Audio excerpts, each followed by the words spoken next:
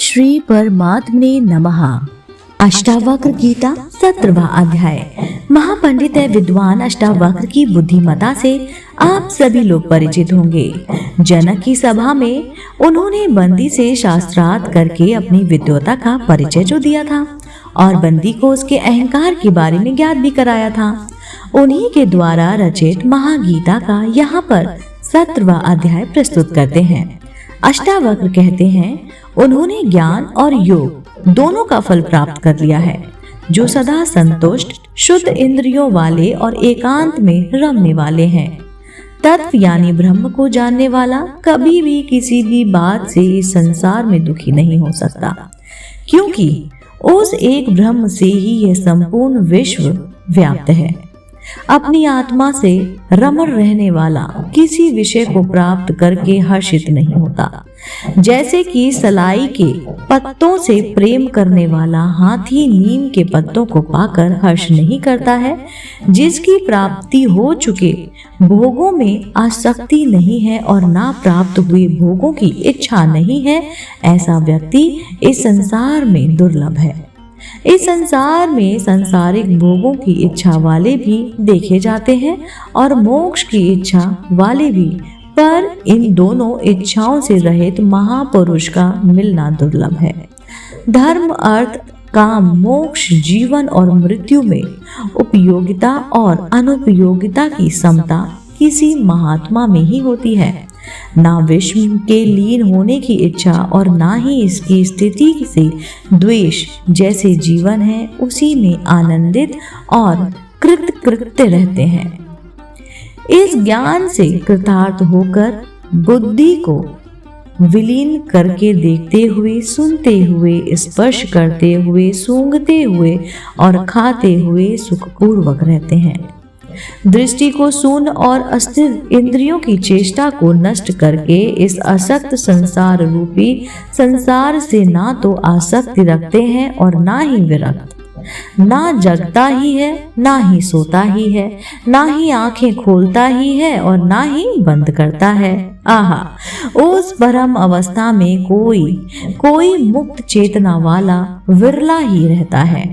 सदा स्वयं में स्थित, सर्वत्र स्वच्छ प्रयोजन वाला, समस्त वासनाओं से मुक्त पुरुष सर्वत्र सुशोभित होता है। देखते हुए, सुनते हुए, स्पर्श करते हुए, सूंघते हुए, खाते हुए, लेते हुए, बोलते हुए, चलते हुए, इच्छा करते हुए और इच्छा ना करते हुए, ऐसा महात्मा मुक्त ही है। ना निंदा करता है, ना प्रशंसा करता है, ना लेता है, ना देता है। इन सब में अनासक्त वह सब प्रकार से मुक्त है।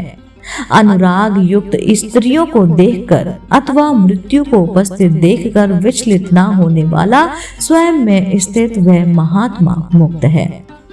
धीर पुरुष सुख में, दुख में, पुरुष में, नारी में, संपत्ति में और विपत्ति में अंतर ना देखता हुआ सर्वत्र समदर्शी होता है। क्षीण संसार वाले पुरुष में ना हिंसा और ना करुणा, ना गर्व, ना दीनता, ना आश्चर्य और ना मोक्ष ही होते हैं। मुक्त पुरुष ना तो विषयों से द्वेष करता है और ना ही आसक्ति ही। उसकी प्राप्ति और अप्राप्ति में सदा समान मन वाला रहता है। संदेह और समाधान, हित और अहित की कल्पना से परे शून्य चित्त वाला पुरुष केवल में ही स्थित रहता है। ममता रहित, अहंकार रहित और दृश्य जगत के अस्तित्व रहित होने के निश्चय वाला, सभी इच्छाओं से रहित, करता हुआ भी कुछ नहीं करता। कोई भी मन की मोह, स्वप्न और जड़ता से रहित प्रकाशित अवस्था को प्राप्त कर मन की इच्छाओं से रहित हो जाता है। कोई भी मन की मोह, स्वप्न और जड़ता से रहित प्रकाशित अवस्था को प्राप्त कर मन की इच्छाओं से रहित हो जाता है। आप उम्मीद करती हूँ आपको ये अष्टावक्र की ये कहानी और ये अष्टावक्र जो गीता में लिखा गया है पसंद आते होंगे। कहा तो ये भी जाता है कि अष्टावक्र द्वारा रचित महागीता का एक एक श्लोक 1000 मणिकों की तुलना में भी बहुत अमूल्य है। क्योंकि अष्टावक्र गीता के श्लोकों में गागर में सागर भरने जैसा बताया गया है। लोकहित के लिए गीता बहुत ही महत्वपूर्ण ग्रंथ है, जिसे पढ़ना और सुनना आवश्यक है। अगर अष्टावक्र गीता से संबंधित किसी भी सलाह, सुझाव या शिकायत के लिए आप अपना कीमती विचार कमेंट के माध्यम से हम तक पहुंचाइए। इसके अतिरिक्त आप इसे अपने दोस्तों के साथ, फैमिली के साथ शेयर जरूर कीजिए। मैं फिर से उपस्थित होती हूँ इसी चैनल पर अगले अध्याय के साथ, अष्टावक्र गीता के 18वें अध्याय के साथ। तब तक के लिए नमस्कार।